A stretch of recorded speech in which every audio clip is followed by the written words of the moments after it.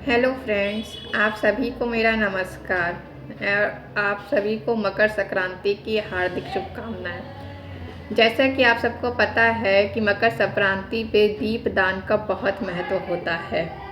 तो और 14 दियों का जो दान होता है उसे तो विशेष रूप से महत्व दिया गया है। अब इस वीडियो में हम आपको ये बताएंगे कि आपको ये 14 दियों का दीपदान कब करना है, कैसे करना है और कहाँ कहाँ करना है। तो पूरी जानकारी के लिए बने रहिए। और अगर आप मेरे चैनल पर नए हैं तो प्लीज़ मेरी वीडियो को लाइक करके मेरे चैनल को सब्सक्राइब कर लीजिए। तो चलिए हम बात शुरू करते हैं दीपदान की। उसके लिए आपको एक थाली ले लेना है और उस थाली में आपको दीपक रखने हैं मिट्टी के। अगर आपकी आर्थिक स्थिति बहुत ज़्यादा अच्छी है तो आप स्टील के या फिर तांबे के दीपक का भी इस्तेमाल कर सकते हैं, नहीं है तो फिर मिट्टी के। और अगर आपकी आर्थिक स्थिति मिट्टी के भी नहीं है या आपका मन नहीं है किसी कारणवश, तो फिर आप आटे के दीपक का भी इस्तेमाल कर सकते हैं। आटे के दीपक आपको बिना नमक के बनाने हैं। याद रखिएगा कि उस आटे में नमक ना मिला हो।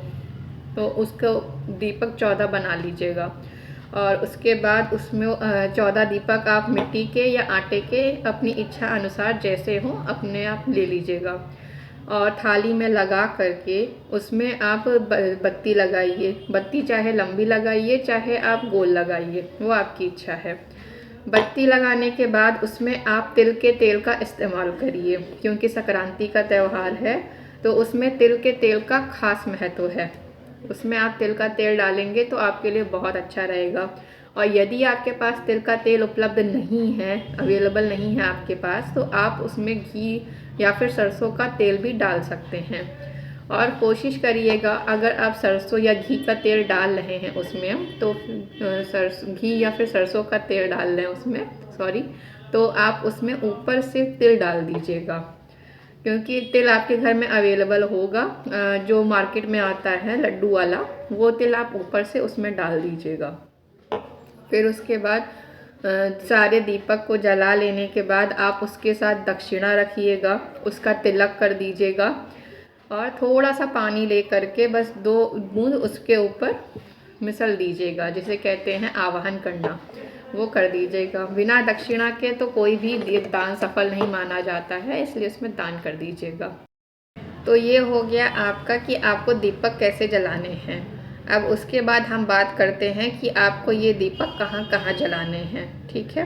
तो पहला जो दीपक है वो आपको अपने ही घर के मंदिर में जलाना है। पहला दीपक घर के मंदिर में जलेगा। दूसरा और तीसरा जो दीपक है वो आपके घर के दोनों मुख्य दरवाज़ों पर, मतलब जो मेन गेट होता है उसके दोनों कोने पे आपको जलाना है। चौथा दीपक जो है वो आपको तुलसी जी में जलाना है। सबके घर में तुलसी का पेड़ होता है तो आपको उसमें ही जलाना है। तुलसी के गमले में आप जाके एक दीपक जला दीजिए। पांचवा दिया जो है वो आपको शनि के पेड़ के शनि के पैरों के नीचे जलाना है। मंदिरों में शनि भगवान रखे रहते हैं, आपको एक दीपक उनके पैर के नीचे जलाना है। जो छठा दीपक है वो आपको आंवले के पेड़ के नीचे जलाना है।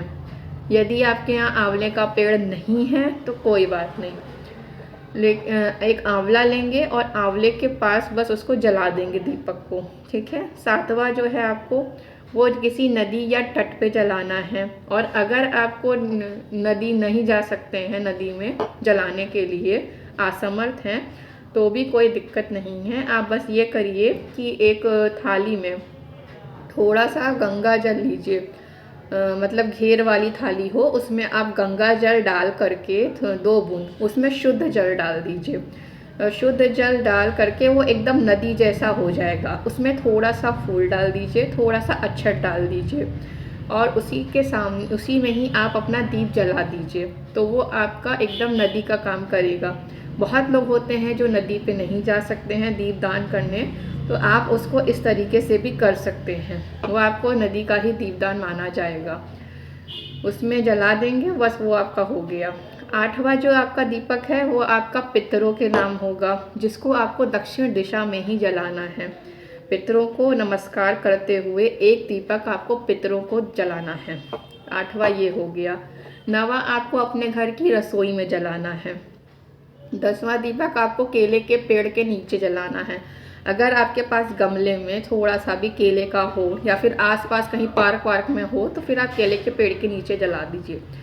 फिर आपको 11वां जो है बरगद के पेड़ के नीचे जलाना है।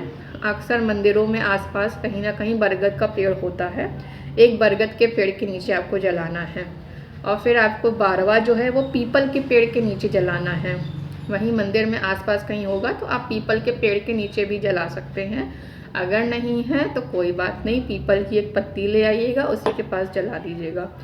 और उसके बाद जो आपका 14वां है वो आपको गौशाला में जलाना है। गौशाला में अगर आप नहीं जा सकते हैं तो भी कोई दिक्कत नहीं है। अगर आपके घर में गाय की मूर्ति है या फिर कोई गाय की तस्वीर रखी हो आपके पास तो आप उसके सामने भी वो दीपक जला सकते हैं। तो ये तो मैंने आपको बता दिया कि 14 दीपक आपको कैसे जलाने हैं, कहाँ कहाँ जलाने हैं। अब आप अपनी सामर्थ्य अनुसार, श्रद्धा अनुसार, आपके पास जैसे अवेलेबिलिटी हो आप अपने हिसाब से उन दीपकों को जला लीजिए। और अगर आप नहीं कर पा रहे हैं तो कोई दिक्कत नहीं है, मंदिर में जाके आप जला दीजिए। मंदिर में सारे देवी देवता होते हैं, ठीक।